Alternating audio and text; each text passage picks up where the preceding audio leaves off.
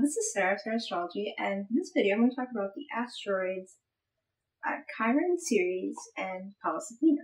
Now, like I have mentioned in past videos, many astrologers do not use the asteroids in their readings due to the fact that the asteroids are so far away from the Earth that their influence could possibly be obsolete.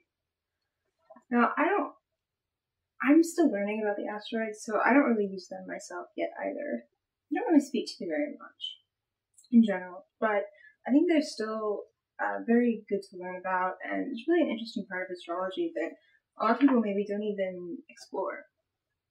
Now, but nonetheless, there are many who do use the asteroids in their readings and interpretations, and probably the most notable asteroid and considered one of the most powerful is Chiron.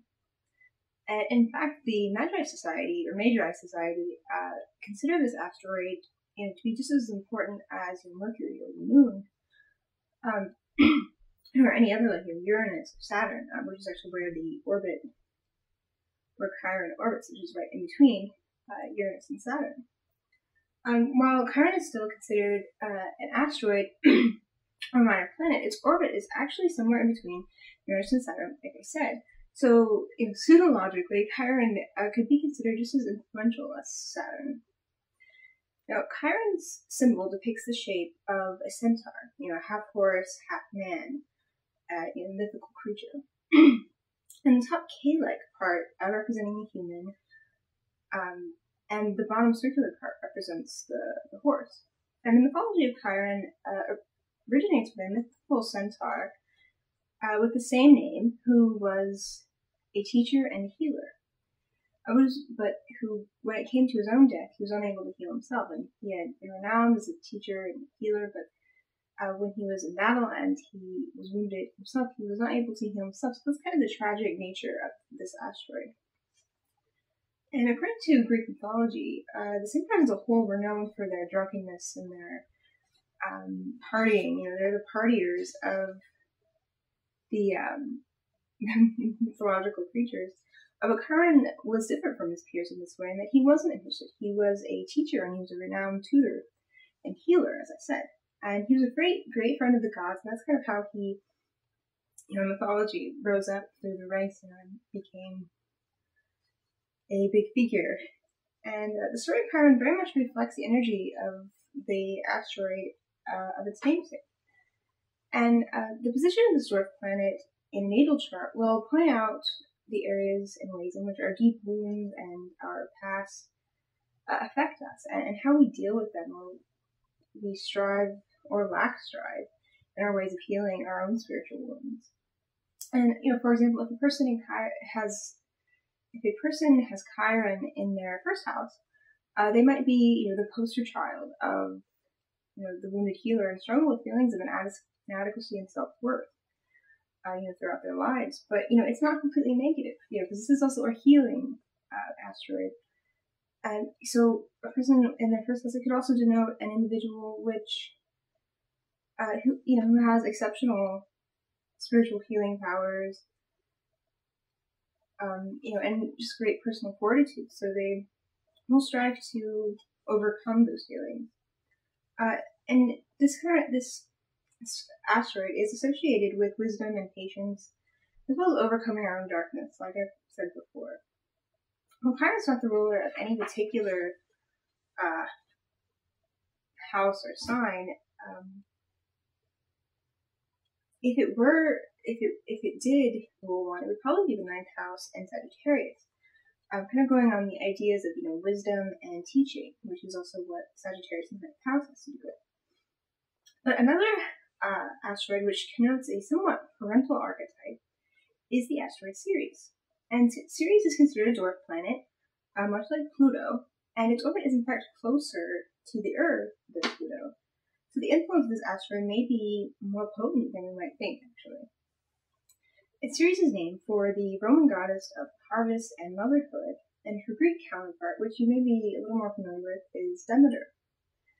And if you remember, Demeter actually goes along with Pluto in the core archetype, the story of Persephone and Pluto kidnapping her and taking her to the underworld, and it's how we get our seasons, 6 months of cold and, nothing growing, and 6 months of, harvest and whatnot. So that's where Ceres comes in. It's kind of the protection and comfort. She was so distraught after her daughter was taken and, blamed humans. And the glyph for this asteroid is represented by the scythe with the handle down, which this is somewhat like the symbol of Saturn, if you remember.